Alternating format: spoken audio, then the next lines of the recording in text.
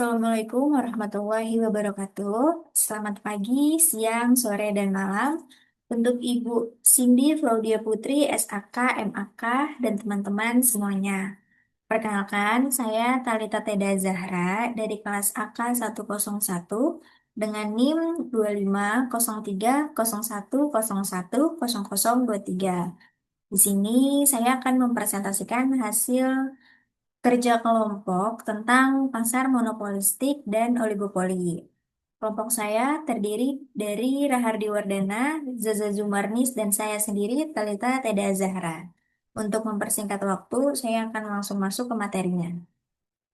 Yang pertama itu ada pasar monopolistik. Apa sih pasar monopolistik?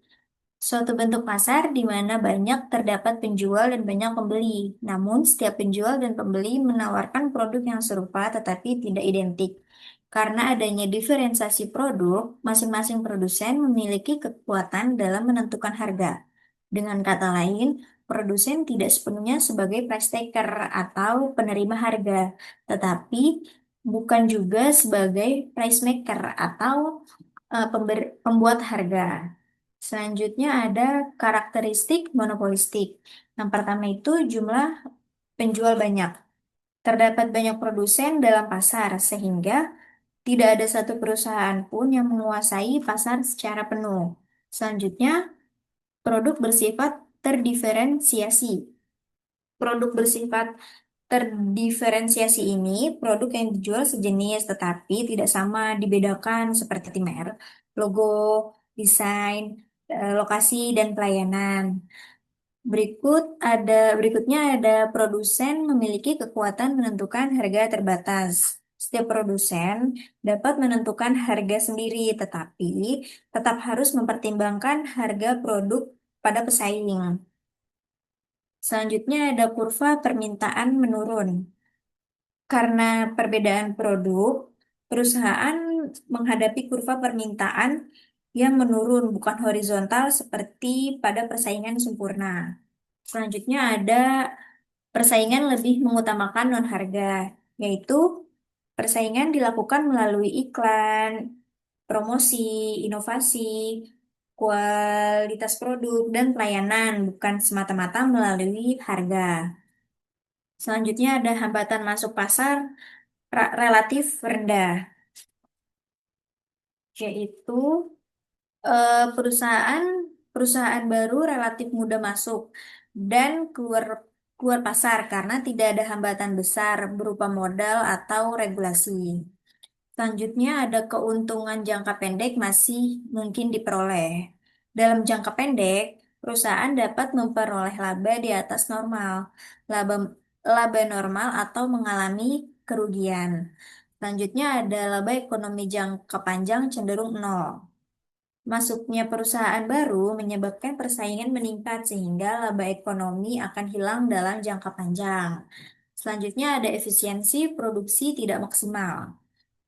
Perusahaan tidak berproduksi pada titik biaya minimum, sehingga terjadi kelebihan kapasitas produksi.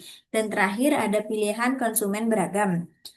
Konsumen diuntungkan dengan banyaknya pilihan produk meskipun harga relatif lebih tinggi. Oke, untuk slide selanjutnya ada kelebihan dan kekurangan pasar monopolistik. Yang pertama itu ada kelebihan. Kelebihannya yaitu konsumen memiliki banyak pilihan produk, mendorong inovasi dan kreativitas produsen, kualitas produk cenderung meningkat. Sedangkan kekurangannya yaitu harga relatif lebih tinggi dibanding pasar persaingan sempurna, biaya promosi cukup besar, efisiensi produksi tidak maksimal. Dan selanjutnya, di sini ada contoh kasus. Contoh kasus yang kita ambil tentang penyediaan pelayanan ekspedisi. PT Pos Indonesia atau BUMN beroperasi di pasar monopolistik bersaing dengan JNE, JNT, Tiki, dan lainnya. Diferensiasi layanan menjadi kunci. PT Pos Indonesia unggul di jangkauan pelosok, sementara kompetitor unggul di kecepatan e-commerce. Jadi PT Pos Indonesia itu bisa menjangkau ke wilayah pelosok-pelosok yang ada di Indonesia, sedangkan kompetitor lain seperti JNE, JNT, dan lainnya itu tidak bisa masuk ke pelosok Indonesia, eh, tetapi pelayanannya itu pengirimannya lebih cepat dibandingkan PT Pos Indonesia. Selanjutnya ada oligopoli. Oligopoli adalah keadaan pasar di mana hanya ada beberapa perusahaan besar yang menguasai penawaran penawaran suatu barang atau jasa. Di sini ada karakteristik pasar oligopoli. Yang pertama ada jumlah penjual sedikit. Pasar oligopoli dikuasai oleh beberapa perusahaan besar saja, biasanya kurang dari 10, sehingga masing-masing memiliki pasang harga yang cukup besar. Terus ada interdependensi, interdependensi, yaitu keputusan suatu perusahaan, terutama mengenai harga dan jumlah produksi, akan mempengaruhi perusahaan lain.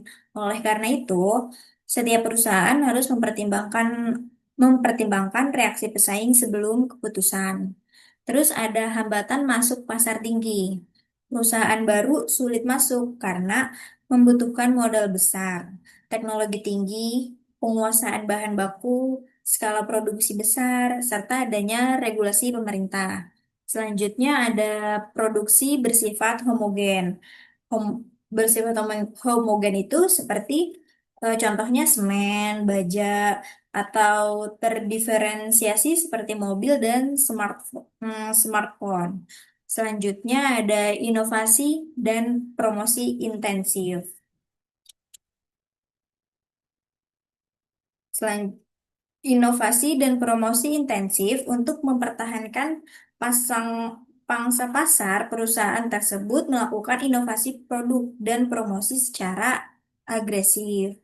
Selanjutnya ada harga relatif stabil. Karena adanya saling ketergantungan, harga produk dalam oligopoli cenderung lebih stabil dibanding persaingan pasar sempurna. Selanjutnya adanya kecenderungan kerjasama antar perusahaan. Untuk menghindari persaingan ketat, perusahaan dapat melakukan kerjasama, baik secara terbuka maupun tersembunyi, seperti pembentukan kartel, atau meskipun sering dilarang oleh hukum. Terakhir ada persaingan sangat ketat. Persaingan sangat ketat itu dari parang harga atau persaingan harga seperti iklan, inovasi produk, dan layanan purna jual. Oke, untuk slide selanjutnya ada kelebihan dan kekurangan dari pasar oligopoli. Kelebihannya, stabilitas harga relatif terjangkau, efisiensi produksi tinggi karena skala besar, inovasi teknologi berkembang pusat. Sedangkan kekurangannya, persaingan tidak sempurna, potensi praktik kartel, konsumen memiliki pilihan terbatas. Contoh kasus dari pasar oligopoli yaitu dari industri semen. Pasar semen Indonesia dikuasai oleh PT Semen Indonesia, Indosemen atau Solusi Bangun Indonesia. Hambatan masuk sangat tinggi atau modal dan pabrik besar. Jika satu menaikkan harga, yang lainnya menyesuaikan. Persaingan dilakukan melalui efisiensi dan distribusi. Di sini ada perbandingan struktur. Ada 5 aspek, yaitu jumlah penjual. Dari pasar monopoli, jumlah penjual itu banyak, sedangkan pasar oligopoli sedikit. Diferensiasi produk dari pasar monopoli sendiri ada, sedangkan dari pasar monopoli bisa ada dan tidak. Hambatan masuk, pasar monopoli rendah, sedangkan pasar oligopoli tinggi. Kekuatan harga dari pasar monopoli terbatas, sedangkan pasar oligopoli saling bergantung. Contoh aspek dari pasar monopoli yaitu ekspedisi dan kopi. Sedangkan dari pasar oligopoli, contoh aspeknya semen dan rokok. Oke, slide terakhir ada kesimpulan. Kesimpulan pasar monopolistik dan pasar oligopoli merupakan bentuk pasar yang paling banyak dijumpai dalam kehidupan nyata. Pasar monopolistik menekankan keunikan produk dan promosi, sedangkan oligopoli menekankan strategi persaingan dan kerjasama antar perusahaan besar. Terima kasih. Sekian presentasi dari saya. Kurang lebihnya mohon maaf. Assalamualaikum warahmatullahi wabarakatuh.